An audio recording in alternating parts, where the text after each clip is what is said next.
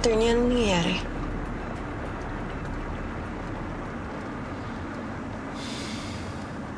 I've been meaning to talk to you.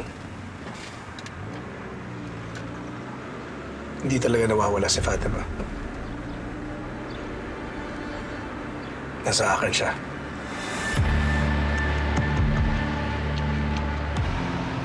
So, ibig sabihin nagsisinungaling ka sa akin? What do you expect me to do? I'm trying to protect my family.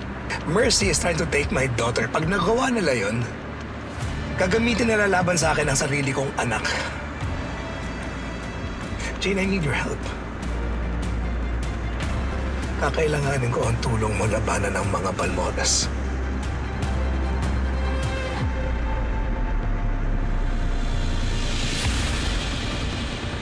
Anong gusto mong gawin ko?